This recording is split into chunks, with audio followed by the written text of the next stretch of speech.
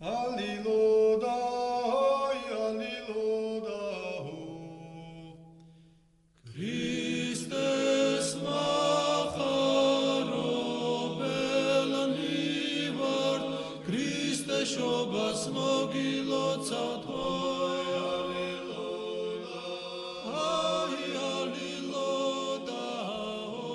შობამან შენმან ქრისტე ღმერთო, აღმოუბრწყინვა სოფელსა ნათელი მეცნიერებისა.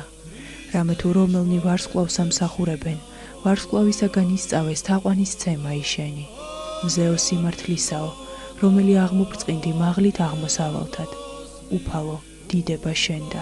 გალობს წმინდა ეკლესია 7 იანვარს, მაცხოვრისა ჩვენისა იესო ქრისტეს შობის დღესასწაულზე. დღესასწაულთან დაკავშირებით სრულიად საქართველოს კათოლიკოს პატრიარქმა, მცხეთა თბილისის მთავარეპისკოპოსმა, ბიჭვინთისა და ცხუმ აფხაზეთის მიტროპოლიტმა, უწმინდესმა და უნეტარესმა ილია მეორემ სადღესასწაულო ლიტურგია ყოვლადწმინდა სამების სახელობის საპატრიარქო ტაძარში აღავლინა. საზეიმო წირვის დაწყებამდე არქიდიაკონმა დემეტრემ საქართველოს კათოლიკოს პატრიარქის საშობაო ეპისტოლე წაიკითხა. საშობაო ეპისტოლე უწმინდესისა და უნეტარესის, სრულიად საქართველოს კათოლიკოს პატრიარქის, მცხეთა თბილისის მთავარეპისკოპოსის, ბიჭვინთისა და ცხუმ აფხაზეთის მიტროპოლიტის ილია მეორესი, ყოვლად სამღვდელო მღვდელმთავარნო, ღირსნო მოძღვარნო, დიაკონნო, ბერმონაზონნო, ყოველნო საეროვნო დასნო, მკვიდრნო საქართველოისა და დროებით ჩვენი ქვეყნის საზღვრებს გარეთ ცხოვრებო, ძვირფასო, თანამემამულენო. ნუ გეშინიათ, აჰამე გახარებდით სიხარულს, რომლითაც იხარებს მთელი ხალხი, რადგან დღეს დავითის ქალაქში დაიბადა თქვენი მაცხოვარი, რომელიც არის ქრისტე უფალი. 2014 დაუწყება ეხლა მსოფლიოს ეს საოცარი ამბავი და ეფინება უფლის უსხეულო ძალთა საგალობელი, დიდება მაღალთაშინა ღმერთსა და ქვეყანასა ზედა, მშვიდობა და კაცთა შორის სათნოება. ანგელოზთა დასი, წყემსები, მოგვები და მათთან ერთად ჩვენც მადლიერებითა და მოკრძალებით კვლავ წარმოვთხოვთ ღმერთთან შერიგების, მშვიდობისა და ბედნიერების მომტან დიდებულ სიტყვებს. რამდენი ხალია ელოდა ამ ზეიმს ადამიანის მოდგმა, რამდენი საუკუნე გაიგლია იმ ჟამზე ნატრით, რამდენი წმინდა და ღვთისმსათნო ადამიანი ლოცულობდა ამ დღისათვის. ადამიდან მამამთავარ აბრაამამდე 20 თაობამ განლო, აბრაამიდან დავითამდე 14-მა, დავითიდან ბაბილონის ტყვეობამდეც 14-მა, ბაბილონის ტყვეობიდან ვიდრე ქრისტემდე კიდევ 14-მა და მხოლოდ ამ დროის გასვლის შემდეგ ცოდვით დაცემული ევას ნაცვლად აღმოფწყინდა წმინდა ქალწული, ღვთისმშობელი მარიამი, საზდლო უფლისა. ბედნიერია საქართველო, რომ ქრისტეს შობის სიხარული პირველი საუკუნიდანვე ეუწყა მოციქულთაგან და ამ დროიდანვე გახდა იგი ღვთისმშობის წილხვედრი. ეს უდიდესი პასუხისმგებლობაცაა, ამიტომაც სწორი წარმოდგენა უნდა გქონდეს იმ პროცესებზე, რაც დღეს ჩვენს ქვეყანაში და საერთოდ მსოფლიოში მიმდინარეობს, რათა პასუხი გავცეთ მათ და შევინარჩუნოთ წინაპრების თავგანწირვის ფასად დღემდე მოტანილი ჩვენი მეობა. ყველა დროში ქრისტიანობას თავისი გამომწვევები ჰქონდა, მაგრამ თანამედროვე პოსტმოდერნისტული ეპოქა გამორჩეულია მეგაგამოწვევებით.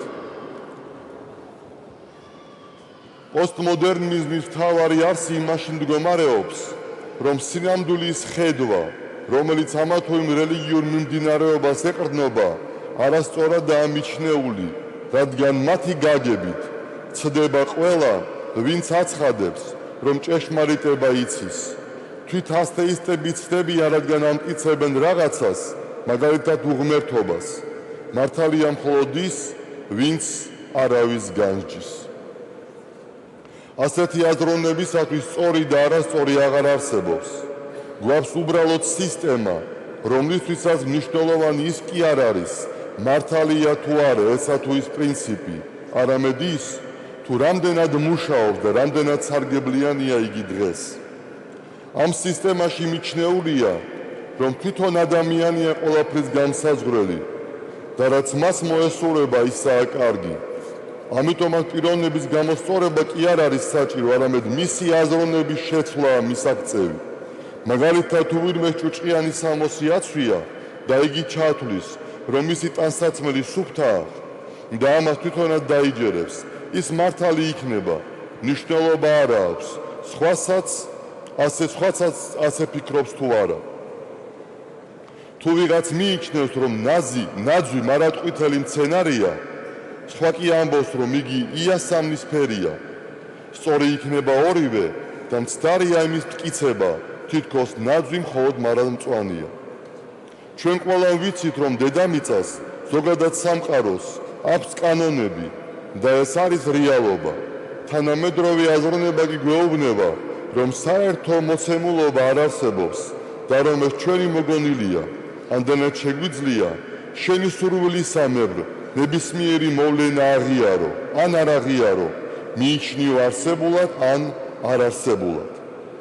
ტაბუ უნდა აეხსნას ყველაფერს, უნდა განდონო წარსულის ზნეობრივი შეზღუდვები, ყველაფერი კარგია, რაც მე მინდა და მსიამოვნებს.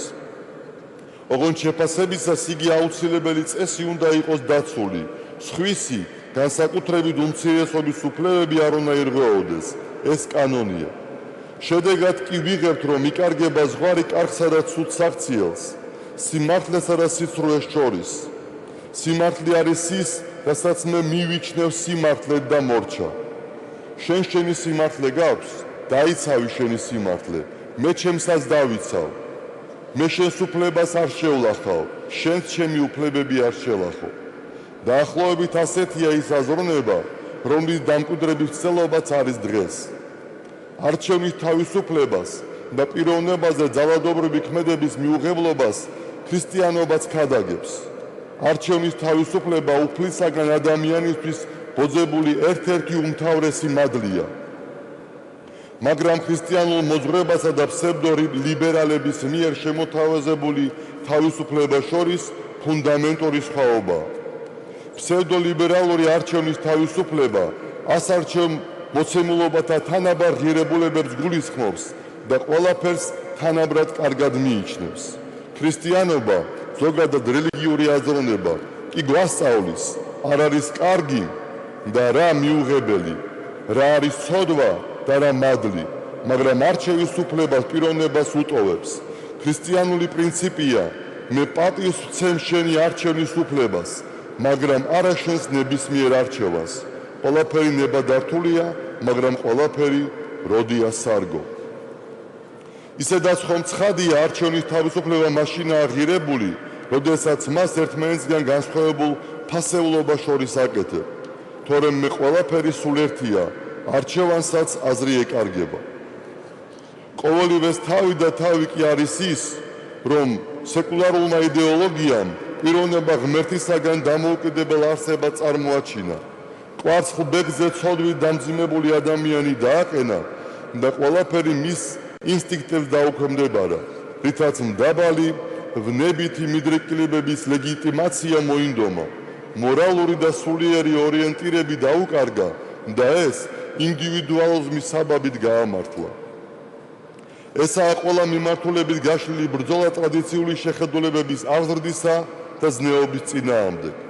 დიდად სამწუხაროა, რომ უმცირესობათა ჯგუფები, რომლებიც ქრისტიანობისათვის მკვეთრად უარყოფით იდეებით გამოირჩევიან, ჰუმანიზმის აღიარებულ წარმომადგენლად სახელდებიან. პრივილეგიები, რეკლამა, მათზე მუშაობს მასმედია, დაცულნი არიან სხვადასხვა არასამთავრობო ორგანიზაციების მიერ, მათი მიზნების განხორციელებისთვის ხდება კანონმდებლობის შეცვლა და სხვა. ხოლო ვინც ეწინააღმდეგება მათ პრინციპებს, განსაკუთრებით ეკლესია, დისკრედიტირების ნიაღვარში ექცევა, საზოგადოებაში კი მთავარი დარტყმის ობიექტი ოჯახია. ეს პროცესები მეტნაკლებად ჩვენს ქვეყანაში მიმდინარეობს და სწორედ ამიტომ ვამახვილებთ ამ თემაზე ყურადღებას. კრიზისის მთავარ გამოვლინებას, სექსუალურ უმცირესობების ურთიერთობების ქალისა და მამაკაცის ქორწინებასთან გათანაბრებას და ერთსესიანი წყვილებისათვის ბავშვის შვილად აყვანის უფლებას მინიჭების საშუალება წარმოადგენს. ასეთი კანონი ქორწინების მთელ აზრს აუკუღმართებს და ბავშვსაც ფაქტიურად ნივთად აქცევს, რომლის ფლობაც ყველას შეუძლია. საქართველო თავისი განვითარებით, კულტურით ქრისტიანული ევროპის ნაწილია და ამიტომაც მისკენ ლტოლვა ჩვენს ხალხში ნამდვილად არის. მაგრამ არა ამ და ზემოთ აღნიშნული ფუნდამენტური საკითხებთან მიმართებაში ევროგაერთიანებამ, ევროპარლამენტმა უნდა გაითვალისწინონ ცალკეული ქვეყნების ტრადიცია და აზროვნების წესი და მისცენ მათ საშუალება თავისუფალი არჩევანისა, რათა ადგილობრივმა მოსახლეობამ გულწრფელად მოინდომოს თანამედროვე ევროპულ კულტურასთან დაკავშირება.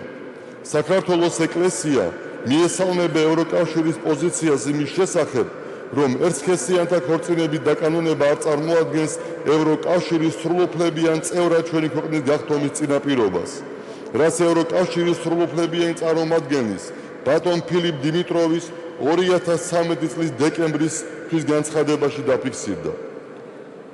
ზოგადად ჩვენ მიგვაჩნია, რომ ასეთი პირობები დახმარებას და თანადგომას საჭიროებენ, რათა მათ დაძლიონ ცოდვით მიდრეკილებები და სწორი ცხოვრების გზას დაუბრუნდნენ, თუმცა ეს იმას არ ნიშნავს, რომ ჩვენ ხარი დაუჭიროთ მათი ცოდვის პროპაგანდას.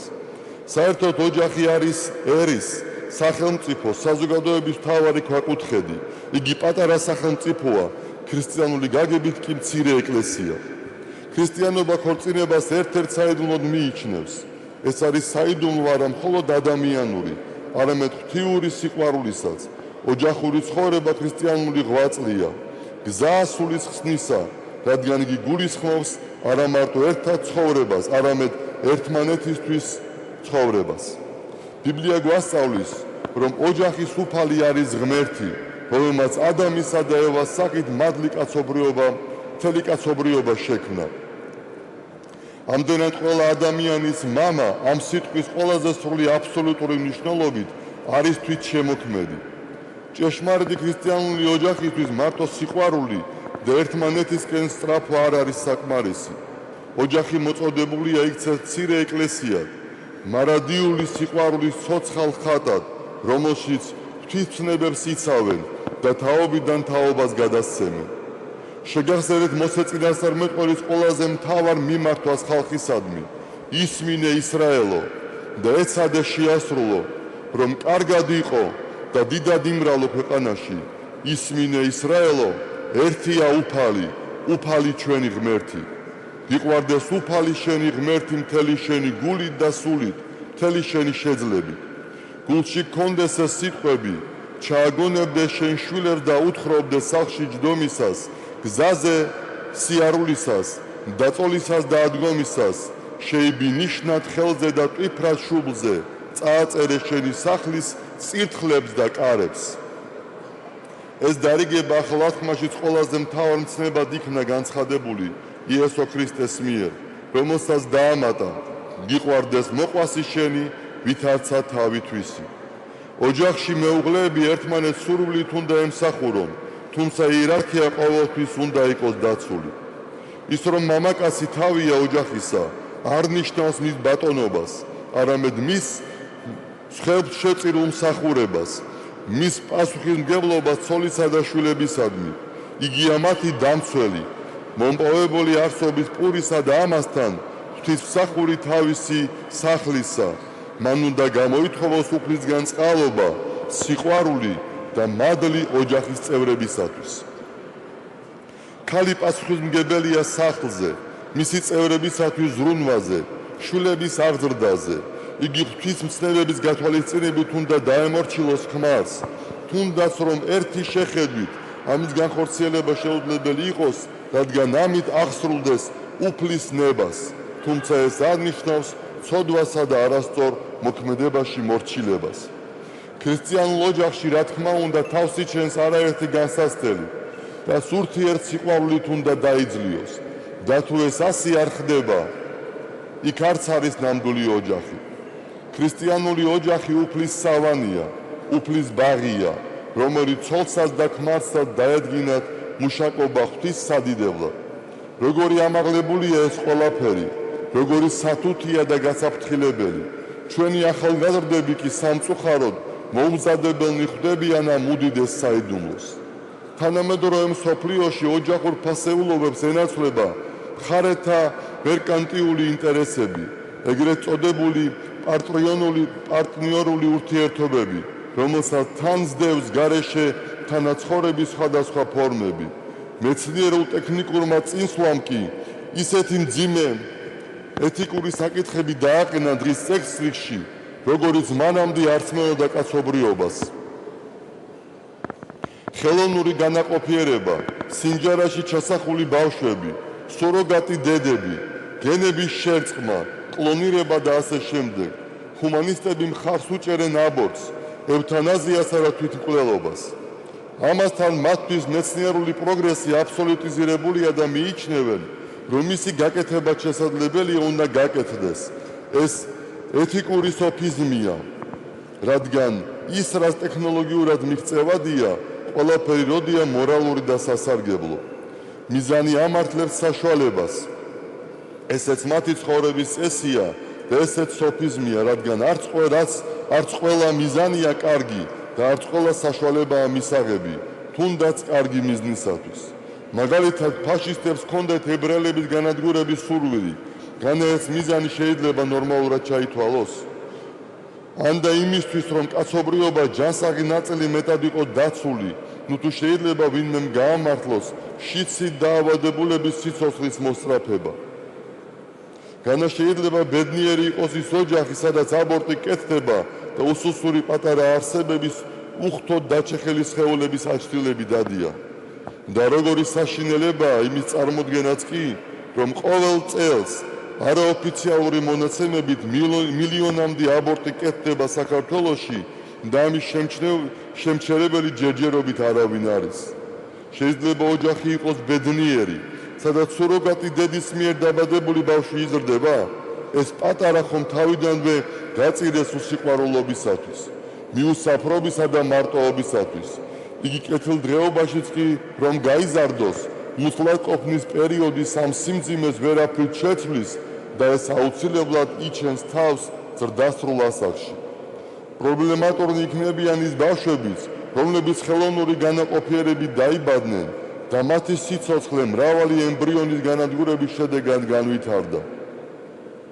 ის რომ კაცთა მოდგმას არ შეუქმნია ოკეანე, ხმელეთი, ციური სხეულები და ბალახიც კი აღარაფერს ვამბობ ადამიანებზე, ცხადზღე ცხადია, აქამდე მხოლოდ ბიოლოგიურად საინტერესო ქიმიკატები, მაგალითად ამინომჟავები მიიღეს, შეჯვარდა და შეაერთეს სიცოცხლის უკვე არსებული ფორმები და სხვა არაფერი.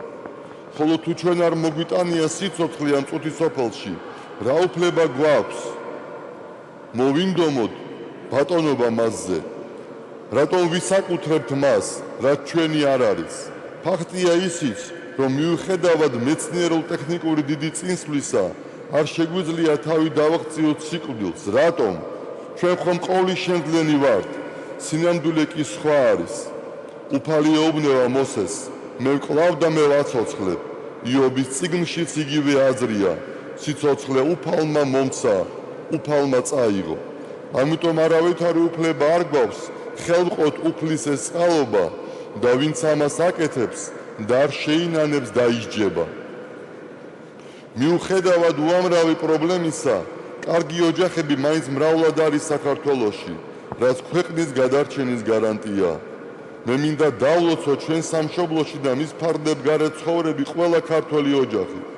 ასევე ვლოცავ ჩვენი ქვეყნის მკვიდრ სხვა ეროვნების წარმომადგენელთა ოჯახებსაც და ყველას გისურვებ ღვთისადმო გზით სვლას, უფლის შიშითა და სიყვარულით ცხოვრებას, რათა იხაროთ ორსავ სოფელსა შინა. ამასთან ვითვალისწინებთ რა იმ მართლმადიდებელი ადამიანების დამსახურებას, რომელთაც ბოლო 20 წლის მანძილზე ეკონომიურად მძიმე მდგომარეობის მიუხედავად ჩვენ სამწყსოს 4 და მეტი შული შეძინეს, მივიღეთ გადაწყვეტილება ასეთი მშობლები და შვილები განსაკუთრებულად შევავედროთ უფალს და პატრიარქის სიგელით დავაჯილდოვოთ. მრავალშვილიანობა უდიდესი სიკეთეა, რომელიც წარმავალის სიმდიდრეს შეედრება დედმამიშვილების გვერდზე დგომას და სიყვარულს, რაც ასე სჭირდება ადამიანს ჩვენს მეტად რთულ დროში. თვითონვე მშობლებიც უდიდეს ენერგიას იღებენ მათგან, რადგან თითოეული შვილი ცალკე აღებული საოცარი სამყაროა. მრავალშვილიანობა იმითაც არის ფრიად სასურველი, რომ ბავშვი პატარაობიდანვე სწავლობს ეგოიზმის დაძლევას, სხვაზე მზრუნველობას და მშობლებისგან მომდინარე სიყვარულის ხვრისთვის განაწილებას. ვისაც სამი ან მეტი ბავშვი ჰყავს, კარგად იცის, ხშირად როგორ უჭირს პირველ შვილს ახლად დაბადებულ მეორე შვილთან შეგუება და სულ ეძებს დროს რა ითამი ავნოს მას. მესამე პატარის შემატებას პირველი უფრო ადვილად იტანს, მეორე კი უფრო მეტად განიცდის, მაგრამ ეს ისე არა, როგორც პირველ შვილს უმძიმდება თავიდან. მეოთხე ბავშვის დაბადება უკვე აწონასწორებს ყველაფერს და ასე შემდეგ.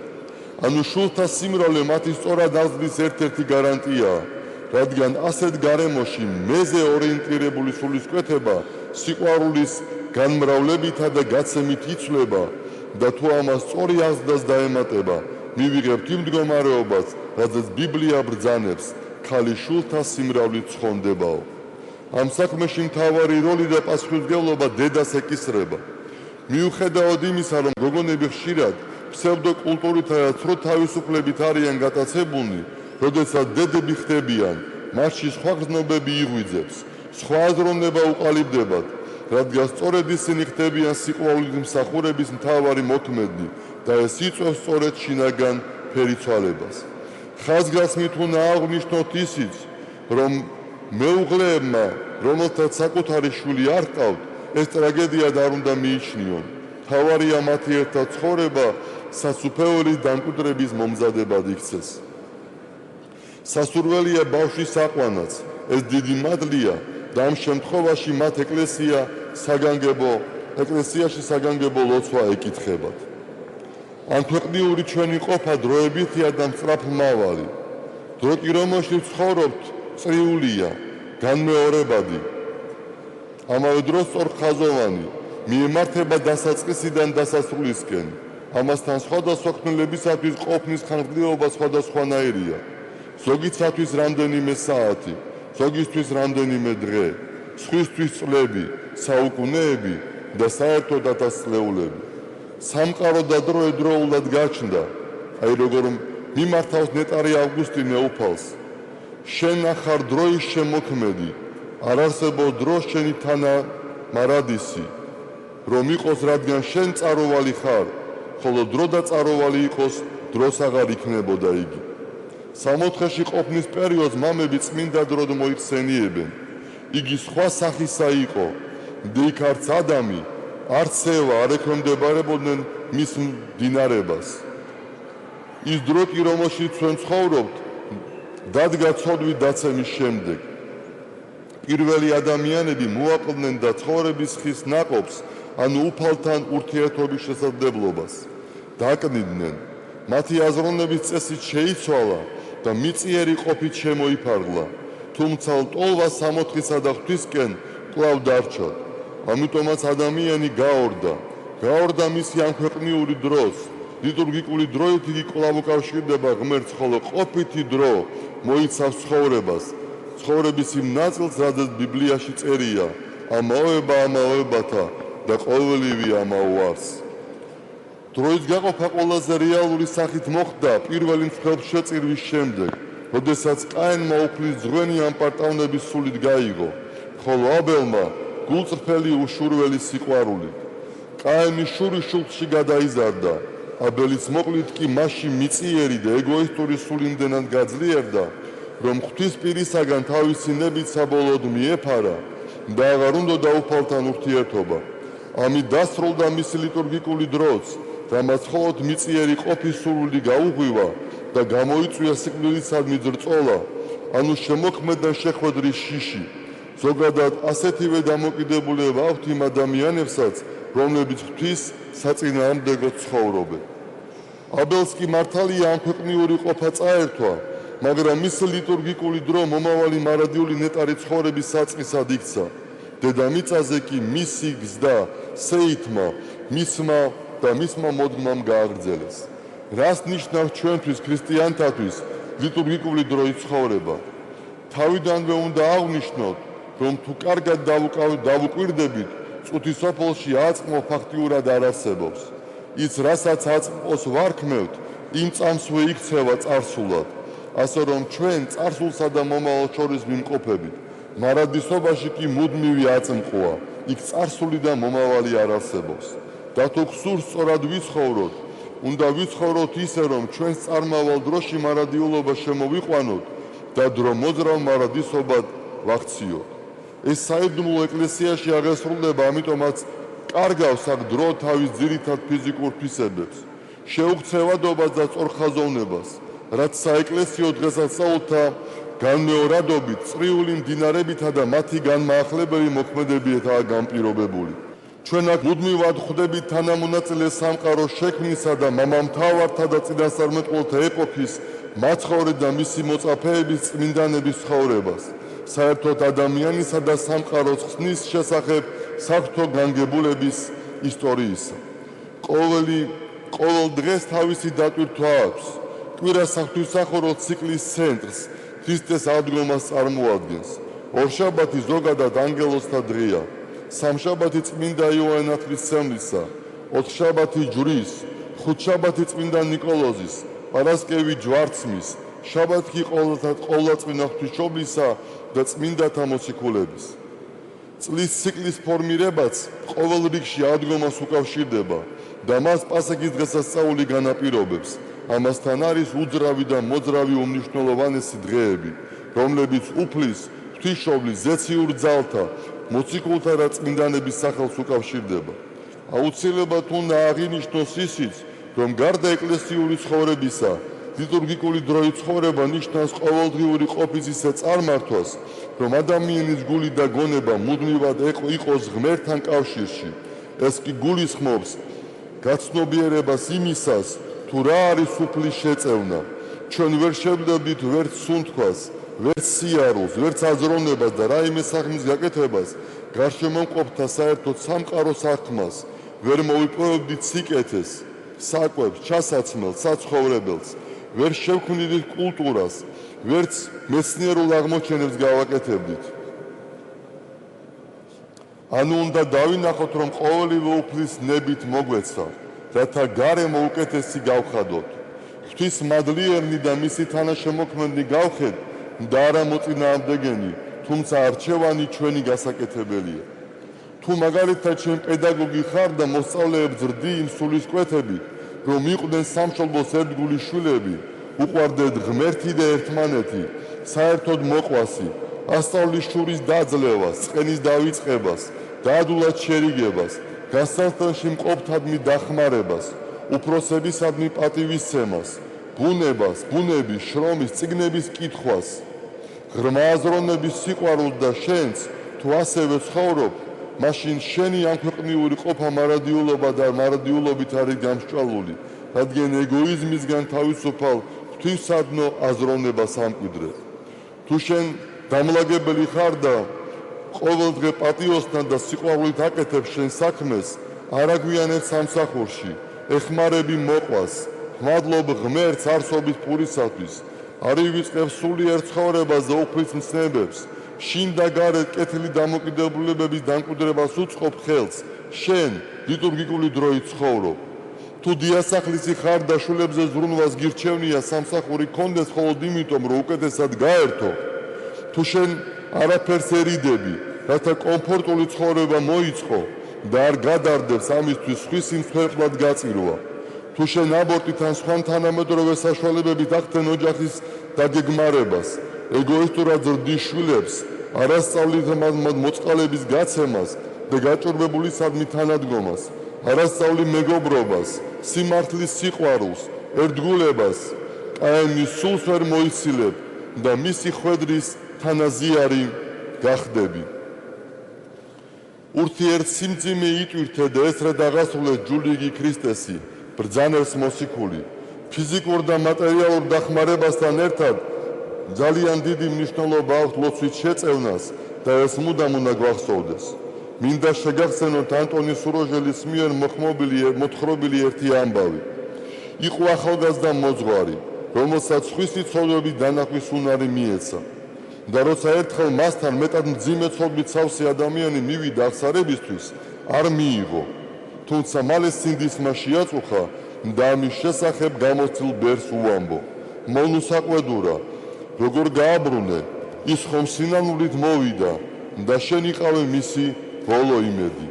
ახალგაზრდა მოძღვარი ისე შეწუხდა, ღმერთს თხოვდა, ნათელხილვის უნარი აღარ ჰქონოდა. გულწრფელი სინანულისთვის უფალმა მას თანალმობის მადლი მიანიჭა და ერთხელად, როდესაც მას მეტად მძიმე ხასიათის სახლის მეპატრონესთან მოუწია ღამის გათენება, იგი აღარ დაბრკოლდა მისი ცოდვების გამო. არამედ ერთ კუთხეში გულმხურვალედ დაიწყო ლოცვა მეპატრონისათვის და მის დანაშაულობებს ამბობდა.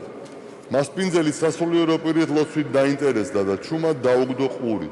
იგი გაოგნებული ისმენდა თავისი ცოდვების შესახებ ახალგაზრდა მოძღვრის ფისადმი ვედრებას და ამან იმდენად შეძრა, რომ იმ დღიდან სრულიად განსხვავებული ცხოვრება დაიწყო.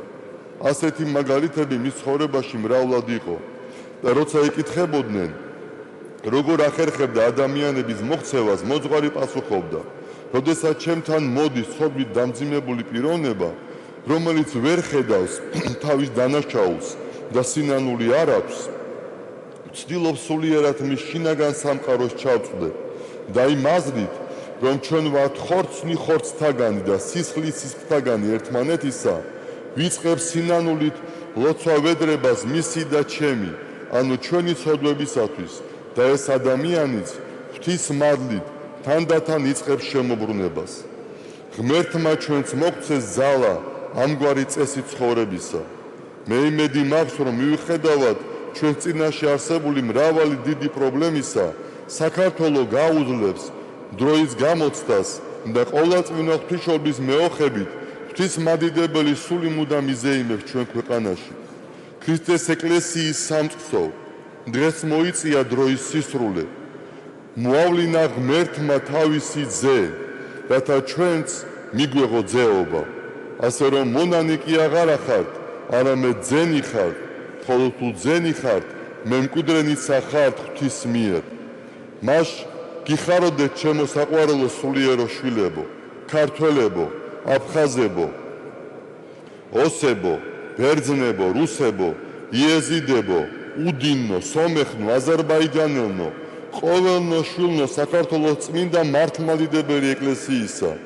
გიხაროდეთ ყოველნო ღვთის მოყვარენო, დეს დავითის ქალაქში დაიბადა ჩვენი მაცხოვარი, რომელიც არის ქრისტე უფალი.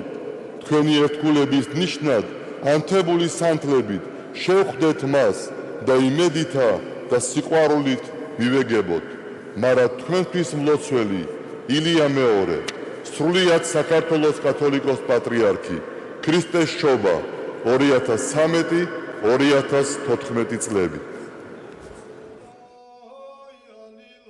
სადღესასწაულო მსახურების დასრულების შემდეგ უწმინდესმა და უნეტარესმა პატრიარქმა მრევლს ქადაგებით მიმართა და სრულიად საქართველოს ქრისტეს შობის დღესასწაული მიულოცა.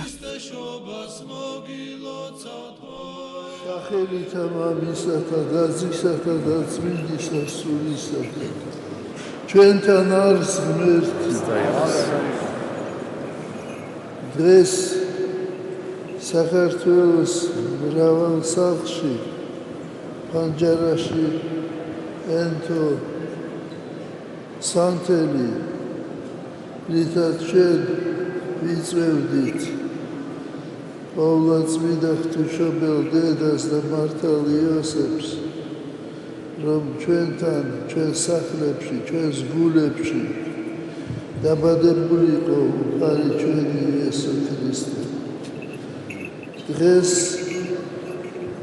ის დღეა, როცა იშვა უფალი ჩვენი იესო ქრისტე და ზეციური ძალდი ანგელოზები გალობდნენ დიდება მაღალთა შინაგ ღმერთსა, ქვეყანასა ზედა მშვიდობა და კაცთა შორის საქმეება. ეს არის განსაკუთრებული დღე, შობა უფლისა ჩვენისა იესო ქრისტეს. ყოვლადწმინდა ღვთისმშობელმა, როგორც ამბობს ერთ-ერთი საგალობელი მოზდრი კაცანი და ციდან გარდა მოვიდა უფალი ჩვენი მაცხოვარი. აი ეს საგალობელი დიდება მაღალთა შინაგ ღმერთსა, ქვეყანასა ზედა მშვიდობა და კაცთა შორის საქმეება. ეს არის ყოველი ადამიანის ცხოვრების პროგრამა. ეს არის ის გზა, რომელიც მიიყვანს ადამიანს სასუფეველში. თუ ჩვენ ვადიდებთ მაღალთა შინაგ ღმერთსა, ქვეყანაზე დაისადგურებს მშვიდობა და კაცთა შორის საქმეება. ჩვენ ცხოვრობთ ისეთ დროს, როცა ეგოიზმი ძალიან ძლიერია მსოფლიოში, ადამიანებში, როცა ადამიანი ფიქრობს მხოლოდ თავისთვის. მრავალი ადამიანია, მრავალი ოჯახია, რომ ადამიანის გულში ვერ ეტევა, ოჯახის წევრებიც კი ვერ ეტევია. ის ფიქრობს მხოლოდ თავისთვის და თავისი კეთილდღეობისათვის. მაგრამ არიან ადამიანები, რომელთა გულში არის არა მარტო ოჯახი, არა მარტო თავისი სამშობლო, არამედ მთელი სამყარო. და ეს საფუძველი ამისი არის სიყვარული. მე მახსენდება ერთ ჯგუფი იყო, ბავშვების ჯგუფი და მე ვკითხე მათ, როგორ წარმოგიდგენიათ მეთქი ღმერთი. და ერთმა მიპასუხა, ღმერთიო, ისეთი პატარაა, რომ ჩემს გულში ეტევაო, მაგრამ ამავე დროს ისეთი დიდია, რომ მთელი სამყარო არის პატარა მისთვის. აი ასეთი შედარება გააკეთა, ასეთი ბრძნული სიტყვა. დღეს ჩვენ შევთხოვთ უფალსა ჩვენსა იესო ქრისტეს, რომ იშვას ყოველი ადამიანის გულში დიდი ფიზიოლოგი პავლოვი ამბობდა, რომ ადამიანს გააჩნია ორი გონება, მცირე და დიდიო. მცირე არის ჩვენი ტვინი, ჩვენი გონება და გული არის დიდი გონება. აი აქ გულშია ის დიდი სასახლე, სადაც უნდა ბრძანდებოდეს უფალი. უფალი არ იქნება ისეთ გულში, სადაც შურია, სადაც მჭრობა, სადაც ღვარძლია. უფალი არის შედის იმ გულში, სადაც სიწმინდეა, სადაც სისუფთავია. ერთ-ერთ ეპისტოლეში მე მაქვს ასეთი მოთხრობა ეს იყო ასეთი დიდი მქადაგებელი მამა ანტონი სუროჟელი მიტროპოლიტი მას აქვს ასეთი მოთხრობა რომ ერთ ტაძარში წირვა სრულდებოდა და წირვის შემდეგ რჩებოდა ადამიანი მამაკაცი რომელიც უყურებდა მაცხოვრის ხატს დაჯდებოდა და საათობით უყურებდა ხატს ერთხელ ორჯერ სამჯერ მერე მოძღვარი მივიდა მასთან და ეკითხება ლოცულობო არაო აბა მაშინ რას აკეთებო ხატრობას სწავლობო არაო და მაშინ რატომ ზიხარბოდა მე მას უყურებო ის მე მიყურებსო და ჩვენ ერთად კარგად ვართ აი დღეს მაცხოვარი ახლაშობილი უყვანი ჩვენი იესო ქრისტე გვიყურებს ჩვენ უყურებთ მას და ჩვენ ერთად კარგად ვართ კარგად გავყოფოთ მამაზე ციერნო აცრა მარადის და უყუდითი უყუდისამდე ამინ იხარეთ ორსავე სოფელსა შიდა ამინ ჩვენთან ერთად მოწმიდეს დღეს მორწმუნეთათვის 40 დღიანი მარხვა დასრულდა. დღესასწაულის შემდეგ მომდევნო 2 კვირა მსგებსია.